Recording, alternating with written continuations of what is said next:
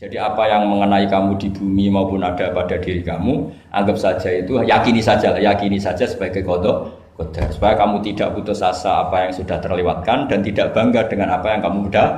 Misalnya saya ini kan termasuk kiai keren misalnya.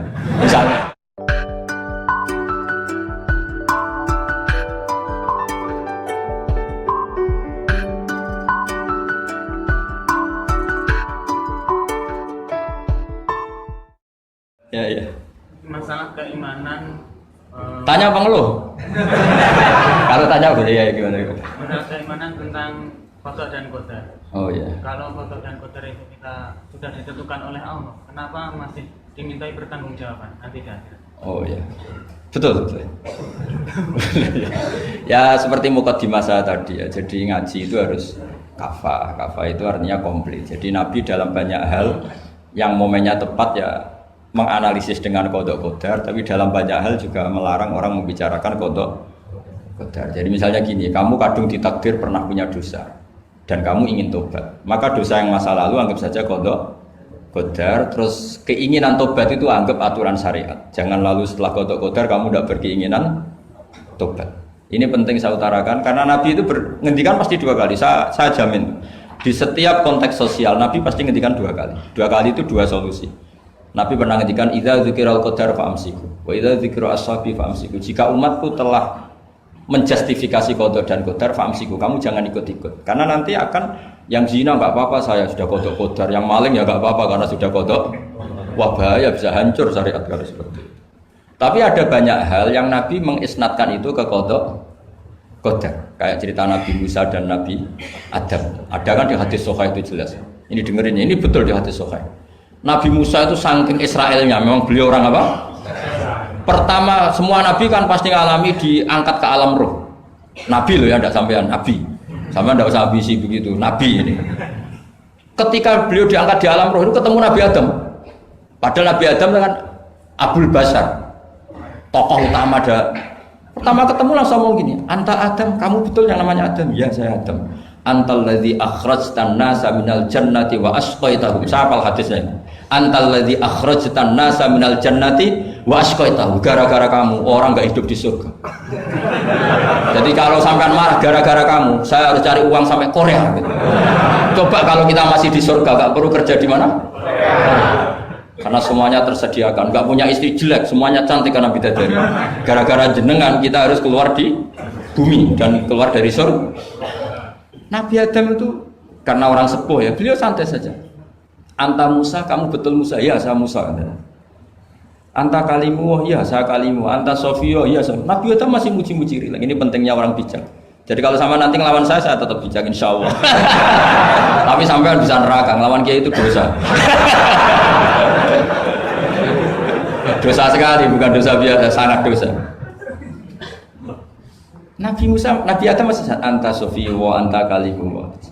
Bukankah kamu melihat di Taurat bahwa saya akan dosa dan akan dosa saya sudah ditulis 40 tahun sebelum saya dosa? Iya ya Musa. Iya ya Nabi Adam, ya betul gitu. Berarti kamu mengkritik saya atalumunani fi amrin qad qadahu. Kamu mengkritik saya, menyalahkan saya dengan sesuatu yang sudah diqada-qadar oleh Allah sebelum saya lakukan. Jadi sudah ditulis sama Allah 40 tahun sebelum saya salah sudah ditulis skenario-nya nanti Adam akan salah terus keluar dari surga. Memang dari awal Allah skenario-nya seperti itu. Itu ibarat istri kamu sudah tahu ini kalau miskin setia, kalau sudah kaya nanti pola, itu sudah tahu. Tapi anehnya istri kamu ketika nyata pola kok tidak siap. Padahal sebetulnya sudah tahu itu ya kan. Makanya saya kalau ngaji di mana-mana bilang kelirunya orang Indonesia itu satu. Kalau ilmunya terbukti itu tersiksa, itu kelirunya orang ini. Semua cowok tahu enggak? Semua lelaki tahu enggak? Kalau enggak pernah nafakoi diomelin, tahu enggak? Tahu. Tapi ketika itu nyata enggak siap. Harusnya ketika nyata diomelin, alhamdulillah ilmu saya benar, tergoda. Tapi istri kamu juga gitu. Biasanya wong lanang nek duwe akeh pola. Terus dengar sampean mulai cinta orang lain. Harusnya kan alhamdulillah ilmu saya benar kan. Artinya gini, manusia saja bisa memprediksi. Kan nggak mungkin kita nyifati Allah nggak tahu Nabi Adam salah sebelum nyata-nyata salah. Tentu itu tidak mungkin. Nah, maknanya qada qadar kira-kira gitu. Allah itu tahu apa yang akan terjadi. Tapi tetap saja ini nggak boleh dipakai justifikasi untuk maksiat. Makanya jelas aturan Quran, saya mohon kamu nggak boleh salah. Ini nanti saya baca. Saya hafal tapi ini biar tamu ayatnya. Itu ayatnya kan ma asaba musibatin fil ardi wala fi anfusikum illa fi kitabim min qabli an nabraha inna dzalika 'ala Allahi yasir likai la ta'sau 'ala ma fatakum wala tafrahu bima atakum. Jadi apa yang mengenai kamu di bumi maupun ada pada diri kamu, anggap saja itu, yakini saja sebagai qada qadar, supaya kamu tidak putus asa apa yang sudah terlewatkan dan tidak bangga dengan apa yang kamu sudah. Misalnya saya ini kan termasuk kiai keren misalnya itu saya tidak pernah bangga karena memang ditulis kalau suatu saat Gus Bah itu keren, jadi bangganya di mana? Kan sesuai skenanya. Jadi untuk menghilangkan ujub bangga itu dengan cara iman sama qada qadar. Terus likaila ta'sau 'ala wafatakum, kamu tidak perlu putus asa dengan apa yang sudah kelewat. Misalnya masa lalu kamu ya tadi diusir istri, suami, macam-macam lah, utangnya banyak, wes sudah bangkit saja, itu sudah takdir. Jadi mungkin ada yang menyarikan, coba ini carikan, mungkin di surat Hadid atau apa yang nanti dicari ayatnya. Pokoknya ayatnya tadi apa? Ma asoba min musibatin fil ardi wala fi anfusikum apa illa fi kitabim min qabli an nabraha inna dzalika 'ala Allahi yasir likaila taksau 'ala ma fatakum wala tafrahu bima atakum. Jadi qada qadar ditulis supaya kamu tidak putus asa menyesali apa yang sudah kelewat dan bangga kumoluhur terhadap apa yang kamu dapat. Jadi misalnya Pak Jokowi jadi presiden, untuk menghilangkan ujub ya, memang sudah ditulis kalau akan jadi, ya biasa saja sesuai skenario.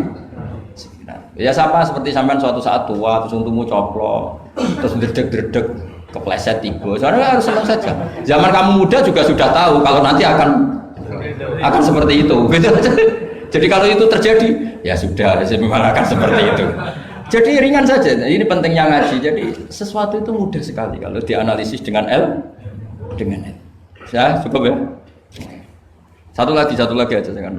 Kalau nggak salah itu surat Hadid. Biar ditahukan suratnya. Diumumkan siapa? Surat apa? Hadid betul. Hadid 22. Hadid 22 ya.